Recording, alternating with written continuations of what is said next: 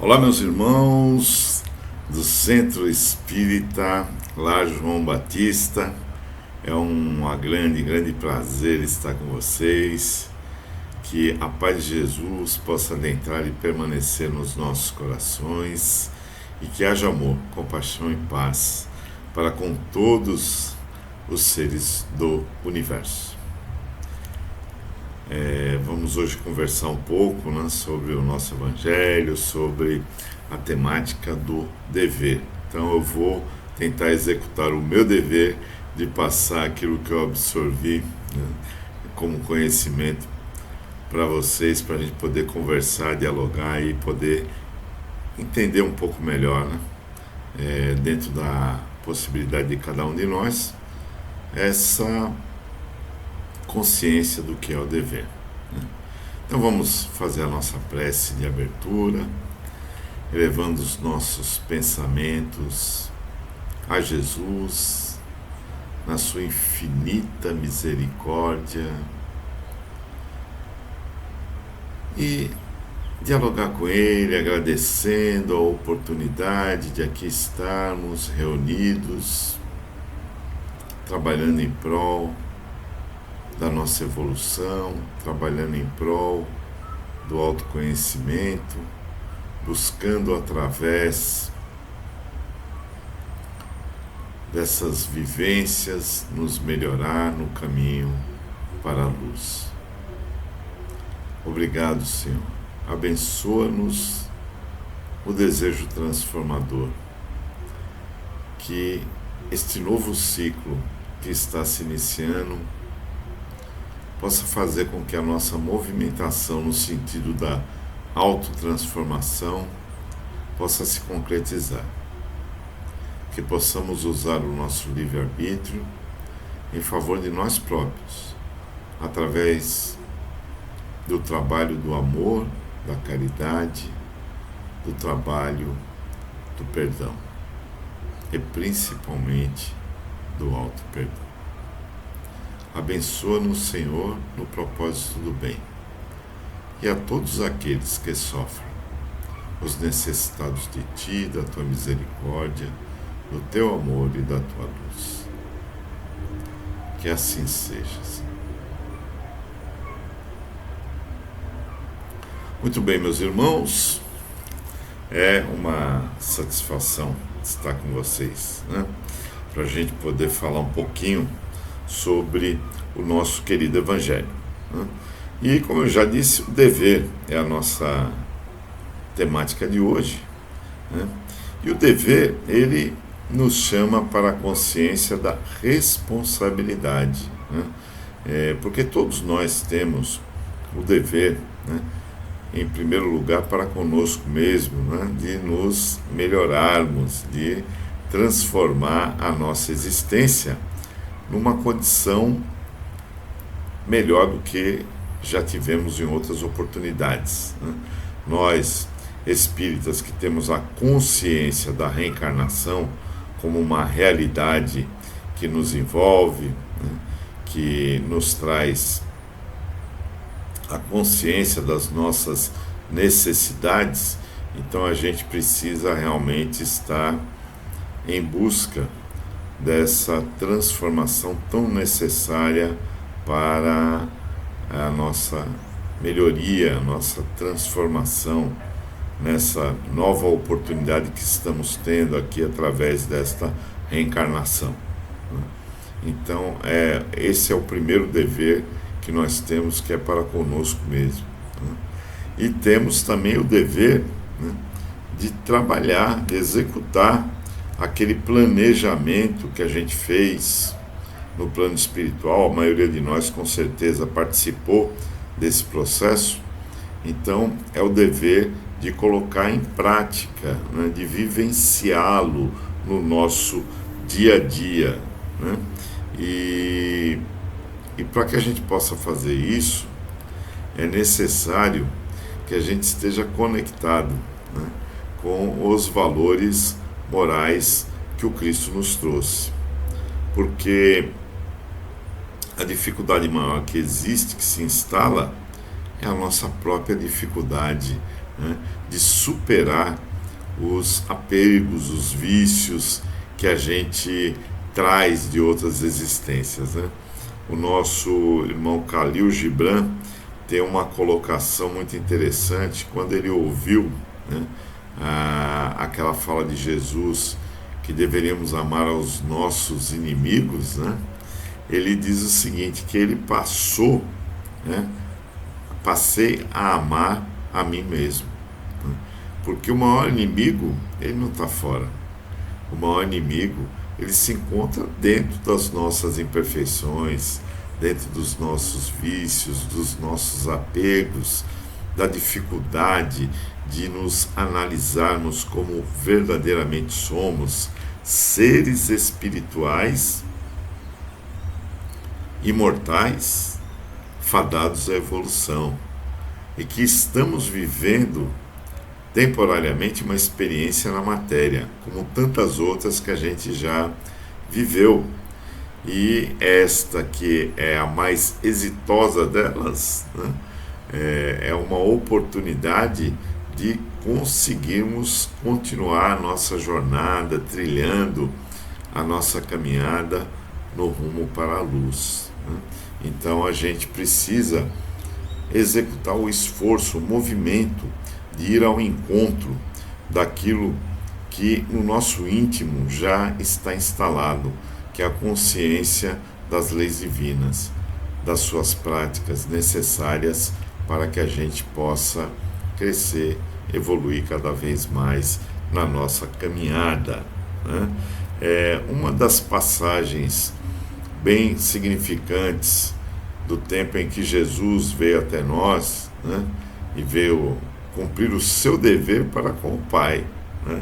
Ele veio até nós cumprindo esse dever, inclusive ele deixa bem claro, né, que esse dever que o Pai destinou a ele de fazer com que todas as ovelhas do seu aprisco e aquelas que o Pai havia lhe concedido, que não iriam se perder. Por isso, ele veio a pedido do Pai trazer, né, aquelas informações necessárias para que a gente, de posse delas, pudesse modificar a nossa maneira de ser, compreender melhor os desígnios da vida espiritual, né, como única e verdadeira, para que pudéssemos então prosseguir na nossa jornada, né, de evolução, no rumo ao regresso, né, ao seio do Pai, como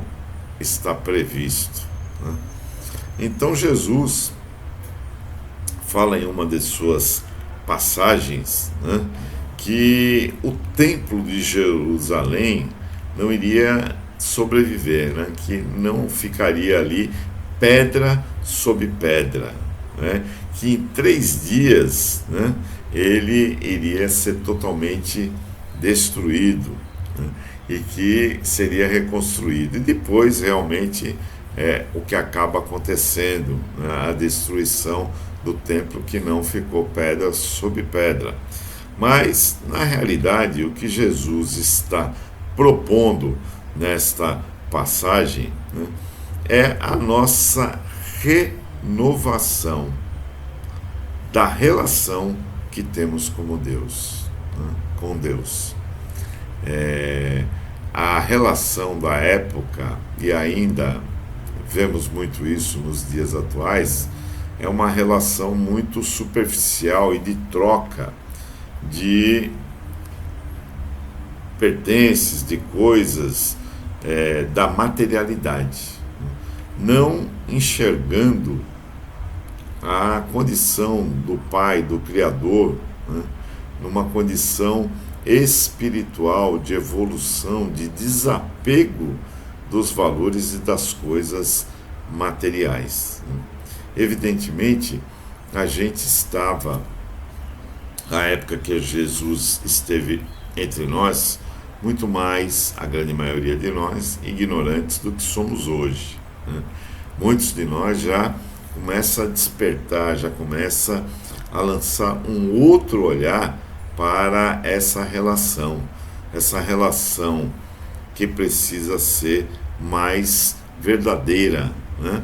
Porque a relação que se travava, né, por muitos naquela época e ainda por muitos nos dias atuais, é uma relação muito hipócrita, é uma relação muito de troca de favores, é uma relação de incompreensão da realidade da vida espiritual, onde as pessoas não percebem, não entendem, né, que o verdadeiro templo ele está no íntimo de cada um, né?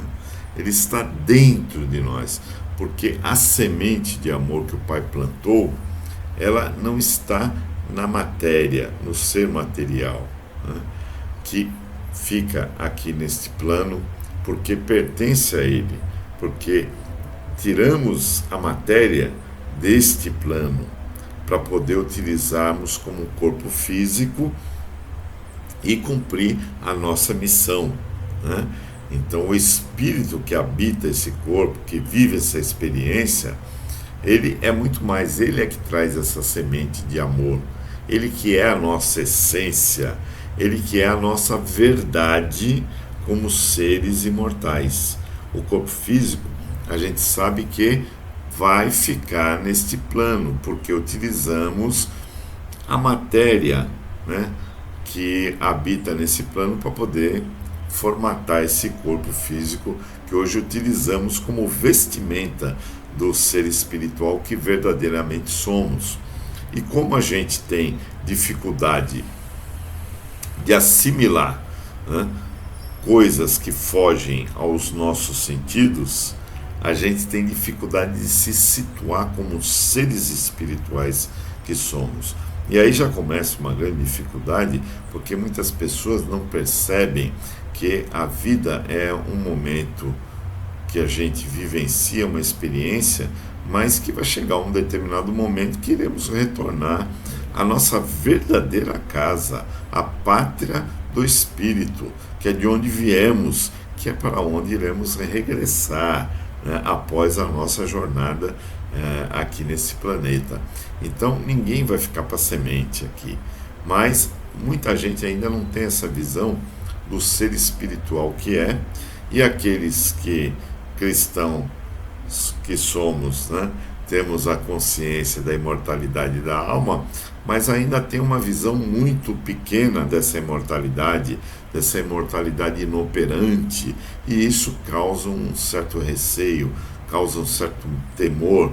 Ainda muitos acreditam nessa dualidade de céu e inferno, em que as penas são definitivas, em que não há novas oportunidades. Muitos não conhecem o processo da reencarnação, alguns o conhecem, mas não acreditam nele e creem que Deus é um ser muito punitivo, que vai definir por aquilo que a gente faz, por aquilo que a gente executou aqui no planeta, em uma única existência, o restante da nossa condição de ser imortal, né? Nós, espíritas, sabemos que essa realidade é diferente, mas nem todos que estamos no espiritismo, né, trabalhamos bem com esse processo, né? Ainda muitos que, apesar de terem conhecimento, ainda não interiorizaram esse conhecimento a nível de consciência, que não é o nosso cérebro. A consciência, ela está no campo espiritual, né?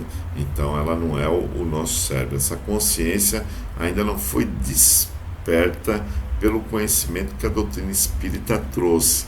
Então daí a dificuldade de muita gente ainda localizar essa crença, essa vivência com Deus na forma exterior. Então os bons espíritos estão lá no centro, né? A gente vai lá no centro espírita para tomar passe, para poder se modificar. Mas assim como estamos entrando num novo ciclo, né, o chamado ano novo, né, o centro espírita ele funciona temporariamente. O ciclo do ano novo também funciona numa mudança do calendário, não é a mudança real, porque a mudança real ela vai se operar no ser, né? Em nós, na nossa condição espiritual. Se a gente não se modificar internamente, não adianta a gente comemorar o ano novo. De nada vai valer a gente pular as ondas, a gente fazer aí as solicitações de semente de romã, semente daquilo, né? Eu até recebi no Facebook uma publicação de muito tempo atrás em que eu republiquei um post em que aparecia a imagem, né, de 3 abacates abertos, né, e aí a recomendação para encher o bolso era você comer os abacates e colocar as 3 sementes no bolso. Aí você teria o bolso cheio, inevitavelmente, ia fazer um volume, né? Não daquilo que a maioria das pessoas buscam, dinheiro, mas ia encher o bolso, com certeza. Então, essas coisas todas, né, que se propõem serem feitas, elas só vão funcionar se você mudar a sua postura, se você mudar a sua atitude para com a vida, né? Porque quem faz o mesmo trajeto só pode chegar num lugar, no mesmo lugar, não vai chegar em lugar diferente. Então, para a gente chegar em lugar diferente, a gente precisa mudar o nosso trajeto, a gente precisa mudar a nossa atitude para com a vida, né? Aí a gente vai, com certeza, criar uma conexão diferente dessa que estamos. E quando eu digo o centro espírita, representando a todos os lugares religiosos, né, como questão física, como prédio, como templo, como igreja, como centro, como seja lá que for a instituição, né, que propõe oração, propõe modificação, nós só vamos atingir um resultado efetivo diante da nossa mudança de postura para com a vida. Porque de nada adianta eu ir no centro, assistir a palestra, tomar o passe, beber da água magnetizada e não mudar a minha postura e não compreender o ensinamento que foi dado naquela palestra, que foi dado naquele dia, que me mostrou o caminho que eu deveria seguir. Porque se eu não estiver consciente da necessidade da minha transformação, então nada vai mudar, né? Vamos continuar da mesma forma que a gente era. Aí eu vou lá no centro, tomo passe, bebo água magnetizada, assisto a palestra, faço oração, volto para casa, continuo do mesmo jeito. Não vai resolver, né? Resolve ali temporariamente, mas se eu não aplicar aquele conhecimento adquirido ali, eu não vou conseguir mudar a minha postura para com a vida, eu não vou ser melhor, eu não vou transformar aquilo que eu sou em um ser melhor. E o nosso objetivo, o nosso maior dever é esse. Uma outra passagem muito interessante, né, que Jesus nos traz é aquela da fé que transporta montanhas. Somos sabedores que os judeus tinham como um ponto de adoração a Deus o Monte Sião. Então eles acreditavam que só poderia se adorar a Deus no Monte Sião. Era o Monte Sião a verdadeira morada de Deus. Já os samaritanos, né, acreditavam que Garizim era o local onde se deveria adorar a Deus. E por isso houve aquele conflito entre samaritanos e judeus, onde os judeus não admitiam a presença dos samaritanos, né?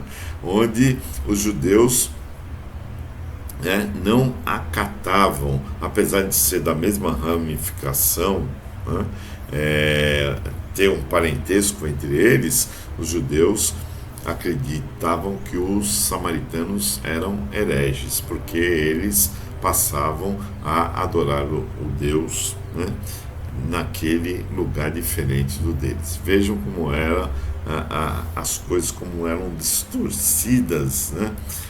O verdadeiro sentido, o verdadeiro intuito, como se Deus só estivesse num único lugar ali, que o templo fosse aquele. Então Jesus diz, né, que a fé transpõe os montes, né? Ela ultrapassa o monte, porque aquele que tem fé, ele está com Deus dentro de si, né?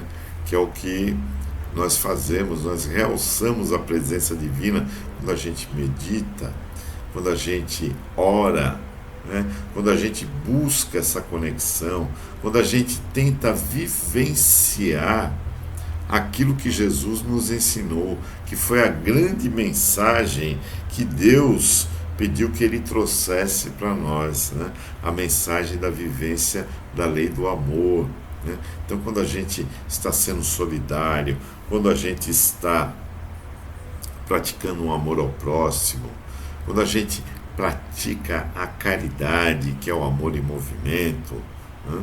Quando a gente tenta ser empático ou tenta perceber a dificuldade do irmão, tentando se colocar no lugar dele, ou seja, deixa de julgá-lo, né? Coisa que muita gente ainda faz nos dias atuais, né?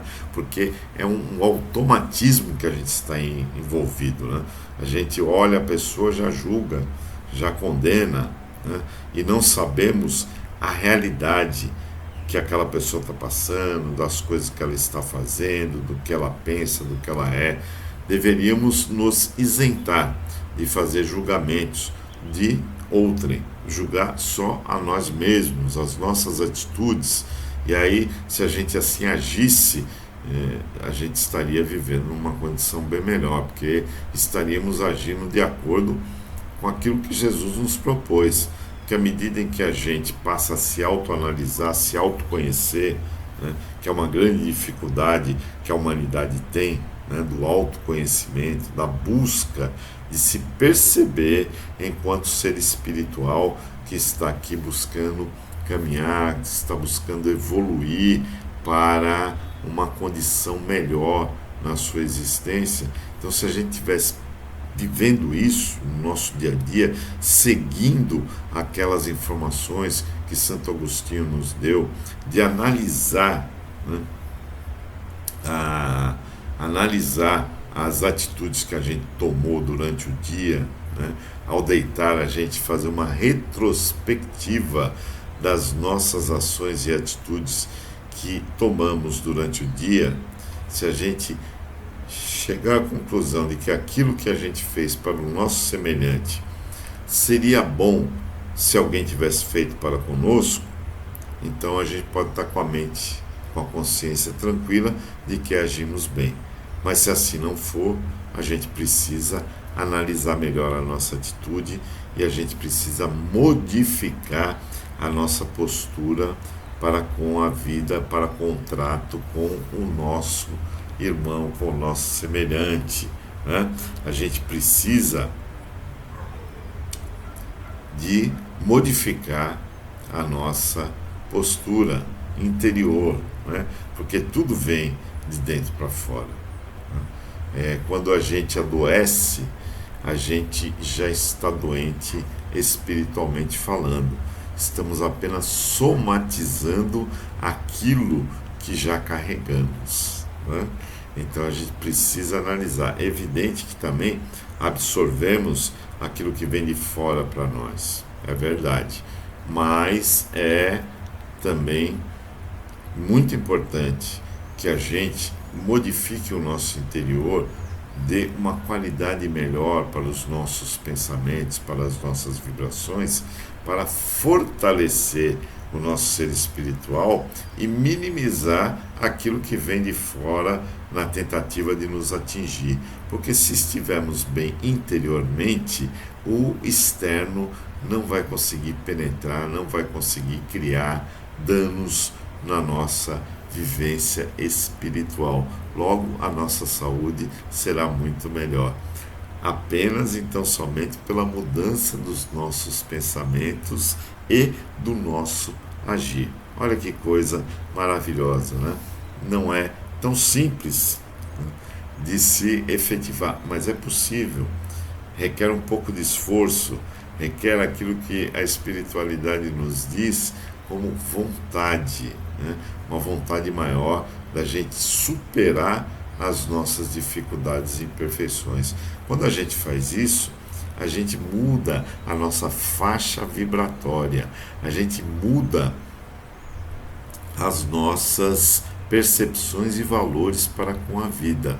Não vamos deixar de passar pelas dificuldades necessárias ao nosso crescimento, né? A gente precisa provar que estamos realmente afinizados com o pensamento do Cristo. Como é que a gente vai fazer isso? Vivenciando aquilo que ele nos ensinou nos momentos de dificuldades, né? Então, se a gente estiver nessa sintonia, a gente vai ter paz, a gente vai ter equilíbrio para superar as dificuldades com mais tranquilidade, porque elas estão aí, né, no nosso planeta, no nosso nível de evolução e são necessárias. Todos nós passamos por dificuldades, ninguém está imune ou isento delas. Mesmo aqueles que vivem no bem, diga-se lá, Madre Teresa de Calcutá, Irmã Dulce, Divaldo, Chico, Raul Teixeira e tantos outros que estão aí ou já passaram por dificuldades. Mas a sua convicção na vida futura, a sua conexão com a proposta de Jesus foi maior e fez com que as dificuldades fossem amenizadas, né?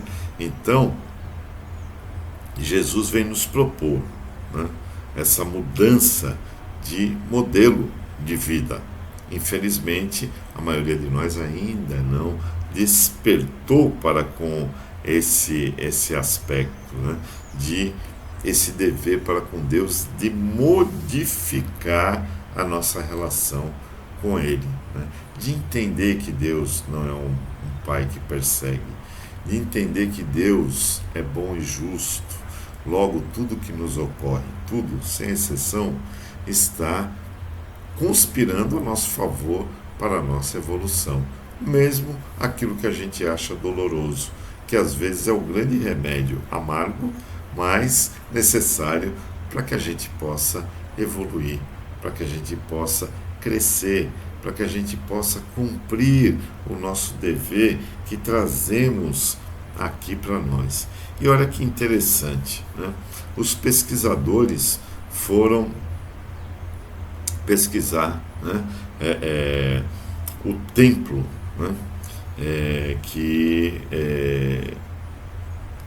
havia sido destruído e descobriram, né, que depois foi erguido um templo menor, né, não igual ao rei Salomão, mas é um templo menor em Jerusalém, e descobriu-se que esse templo tinha um formato de um ser humano. Que interessante, né?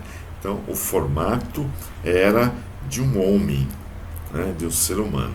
E ele detinha 3 estágios. Isso é realmente bem interessante, esse estudo. Que o primeiro estágio era o estágio exterior. E se a gente for pesquisar também nos Brahmanes, eles também tinham 3 estágios, né, dentro da formação dessa sociedade, né? O estágio deles era o primeiro, era o estágio das pessoas comuns que seguiam, né, ali a filosofia. O segundo estágio era o estágio daqueles que transmitiam a mensagem para esta população. E o terceiro estágio era o estágio daqueles que passavam essa mensagem, que levavam essa mensagem para os intermediários que iriam passar para a população de uma forma geral, né? E lá no templo também tinham essa mesma situação, né? O primeiro estágio, o estágio externo, é aquele onde se encontravam os vendilhões do templo, né? Onde estavam as pessoas comuns, onde estavam os gentios, né? Era chamado de cátrio, esse primeiro estágio, essa primeira entrada para o templo. Já o segundo estágio, ele estava dividido em dois aspectos, né? O primeiro era o véu, né? Era o chamado véu, que estava ali com o intuito de desvendar, né? De iniciar aqueles que chegavam a esse segundo estágio. E dentro desse segundo estágio, tinha um outro estágio, né, que era um lugar santo, né, aonde os sacerdotes, apenas os sacerdotes, que já tinham um aprofundamento no conhecimento dos valores religiosos, chegavam, né? Então, estavam ali eles, os sacerdotes, vivenciando aquele estágio de evolução, aquele local, só eles poderiam adentrar naquele local. Nesse segundo estágio, dentro do segundo nível de evolução do templo. Vejam que também o templo seguia este processo da evolução. Imagine, né? Porque a gente, através da doutrina espírita, sabe que temos a escala espírita da evolução, onde, né, a gente vai crescendo, vai evoluindo até a condição de espíritos puros, né? Então, isso tudo se processa também dentro dos espíritos puros, também tem lá uma escala evolutiva. Imagine, sem desmerecer, evidentemente, né? E o nível de evolução de Jesus não permite que ele fique chateado com esse tipo de coisa, mas, segundo o próprio Chico nos diz, né, o Jesus é um Cristo que está governando o planeta Terra, mas dentro dessa galáxia existe um outro Cristo que está acima, que tem um poder maior, tem um domínio maior do que Jesus, né? Então, mas isso é evidentemente para a gente, para mim pelo menos, no meu nível de evolução, é algo muito complexo que eu não vou ficar pensando, né, nesse aspecto. Eu vou pensar primeiro no que está mais próximo de mim, né? Jesus, o modelo e guia da humanidade, né? Então a gente está mais próximo dele e atingir o seu estágio já é um avanço fantástico, né? Então a gente vai trabalhando esses aspectos da evolução. Mas esse comparativo que eu estou fazendo é apenas para a gente entender que as escalas estão aí em todos os níveis. Inclusive no templo também tinha, como tem dentro da Igreja Católica, né? O Papa é o sumo pontífice, o sumo sacerdote. Não temos isso na doutrina espírita, mas nós temos espíritos espíritas que se destacam, como o Chico, por exemplo, era uma palavra conceituada, como hoje tem Divaldo, né? Tem outros espíritas aí que têm, pelo seu conhecimento, pela sua bagagem, pelas suas atitudes, né, uma condição de destaque maior, que nos inspiram, né, que nos trazem informação através de sua mediunidade, através das psicografias, informações que damos credibilidade. Por quê? Porque a gente sabe que são seres mais evoluídos, né? Então é realmente muito interessante. Recomendo inclusive que vocês assistam no YouTube uma palestra do Arthur Valadares sobre o dever, muito esclarecedora, que foi onde eu busquei a base, né, das informações. Evidentemente ele já tem um nível de conhecimento, discernimento maior e traz uma clareza muito maior. Então, assim, mas eu busquei beber nessa fonte. Para mim foi a fonte que me inspirou para eu poder desenvolver esse trabalho. Então a gente vai vendo que existem esses níveis.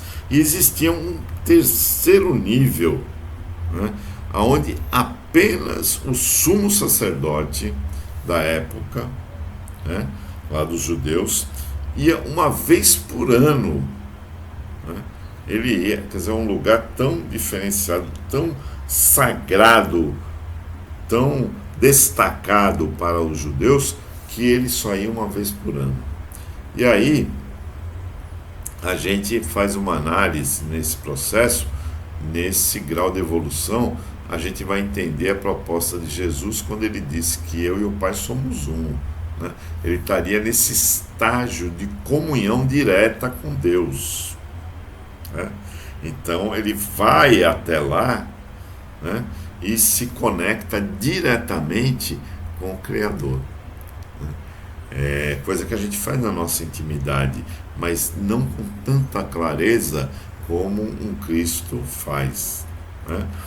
E aí a gente vê que é um nível realmente mais elevado de conexão. Assim como esse do templo, em que o sumo sacerdote estaria numa conexão direta uma vez por ano. E esse local era o local onde eram guardadas as pedras sagradas, onde Moisés, né, escreveu os mandamentos. Então era um local todo diferenciado, especial, tão especial que só ele, o sumo sacerdote, adentrava ali, né, e única, exclusivamente uma vez no ano. Não era um local que mesmo para ele fosse franqueada o seu tráfego. Havia todo um cerimonial para que pudesse chegar até aquele local. Né? Veja como é importante, como os níveis vão elevando-se. Né? E é muito interessante que quanto mais você evolui, mais o seu dever se acentua. Né? Por quê? Porque à medida em que a gente vai adquirindo conhecimento, e aí a gente entende um pouco melhor o que Jesus queria dizer quando ele fala que conhecereis a verdade e ela vos libertará, né? Então, quando a gente vê que Jesus diz isso, a gente entende que essa liberdade, ela é a ampliação do conhecimento. Quando a gente vai conhecendo mais, né, a gente vai ampliando os nossos horizontes da compreensão da vida, da compreensão daquilo que a gente veio fazer aqui, da compreensão do nosso dever. Quanto mais esclarecidos, mais comprometidos, né, com as práticas daquilo que a gente adquiriu. Porque saber e não fazer é a mesma coisa que não saber. Então, à medida em que a gente vai incluindo conhecimento no nosso nível de consciência, quando ele chega no nosso nível de consciência, a gente vai mudando a nossa maneira de ser. É nosso dever, né, modificar essa nossa postura para com a vida à medida em que a gente vai ampliando esse horizonte do saber. Né? E no livro Pensamento e Vida, né, no seu capítulo 21, Emmanuel diz, né, que o dever é a região moral de serviço em que somos constantemente alertados pela nossa consciência. Né?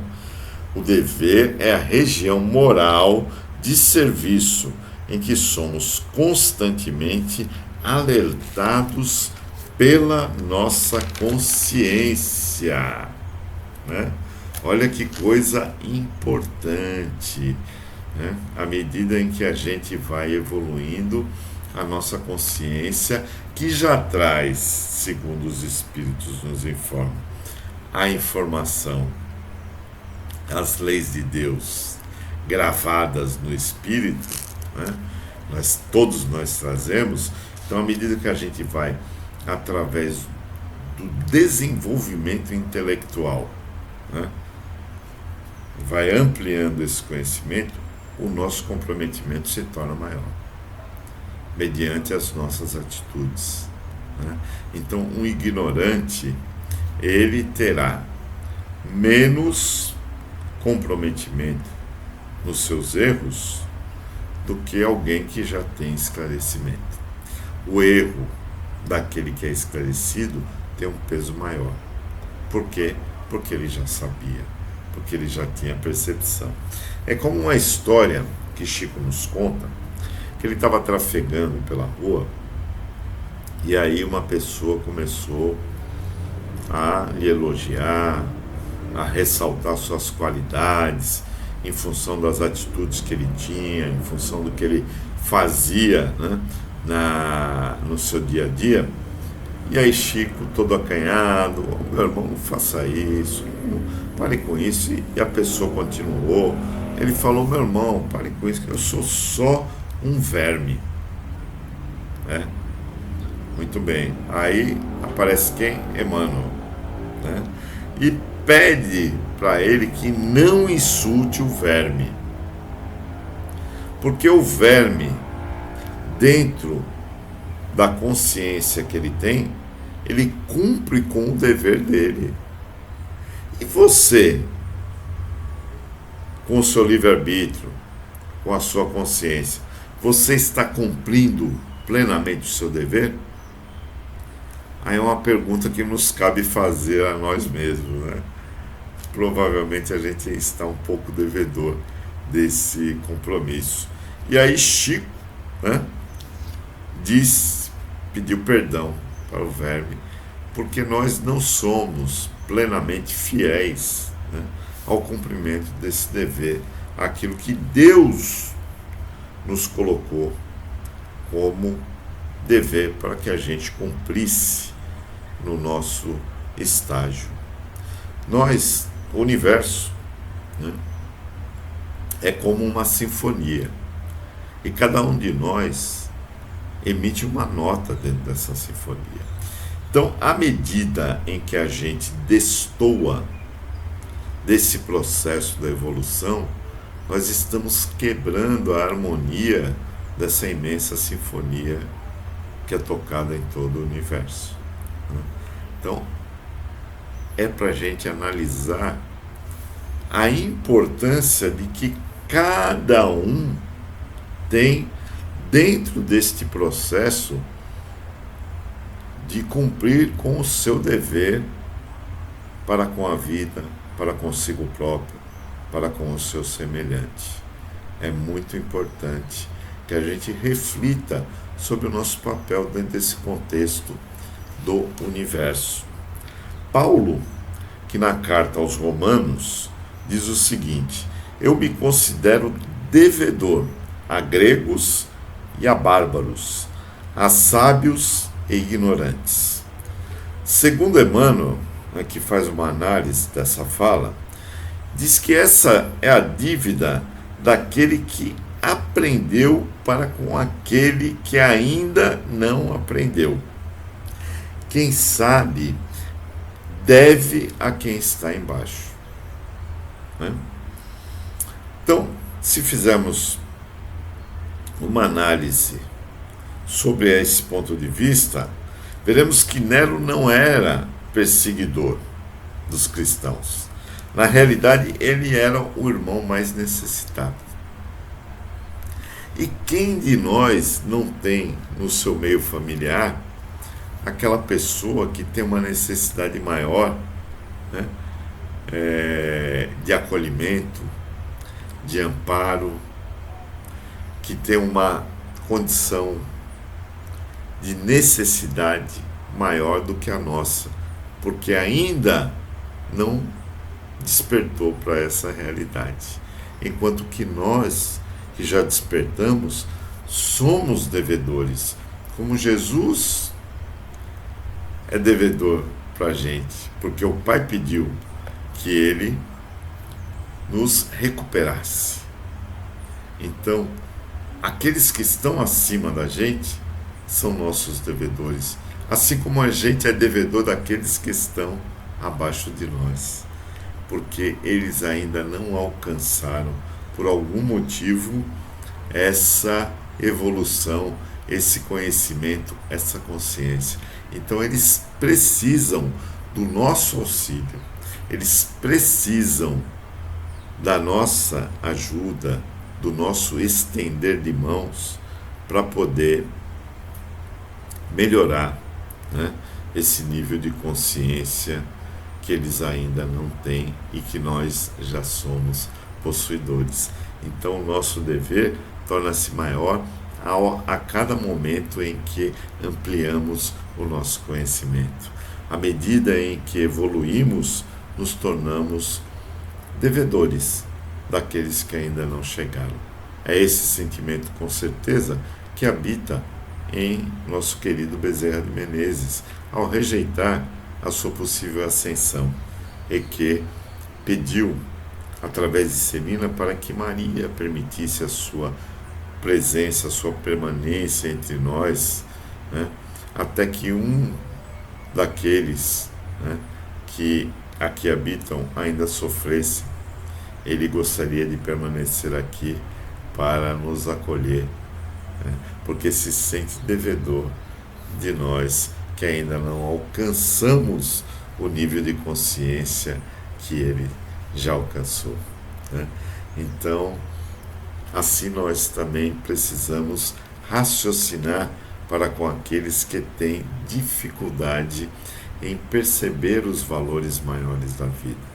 E necessário é que nós estejamos atentos para vivenciar essa evolução, para, através desse conhecimento, alargarmos os nossos horizontes, percebemos os reais valores da espiritualidade, os reais valores dessa nossa jornada para a evolução. Precisamos então estar atentos a essa caminhada, a essa jornada para a nossa transformação, a nossa melhoria, e através dela ajudarmos aos nossos irmãos a também evoluir pelo caminho do amor e da luz, né? Então, que o Mestre Jesus possa nos fortalecer nesse propósito maior, nessa jornada de caminharmos, né, através do cumprimento do nosso dever, né, até Ele, como Ele havia previsto e predito, né, que todos iríamos ao Pai, mas que antes passaríamos por Ele. Ele garantiu, e só depende de cada um de nós, à medida que evoluímos, cumprimos com o nosso dever. Que esse ano possa ser venturoso para todos nós, no sentido de ampliarmos esses horizontes e vivenciarmos o cumprimento desse nosso dever. Vamos orar. Jesus amado, Mestre de luz, gratidão, Senhor, pelas oportunidades que nos chegam para que possamos evoluir, para que possamos, através do socorro ao nosso semelhante, atingir outros planos na nossa caminhada. Abençoa, Senhor, o nosso propósito. Ilumina os nossos corações, derramando sobre nós o teu amor e a tua paz. Pedindo-te que permaneça conosco, nós te rogamos a tua presença, Senhor.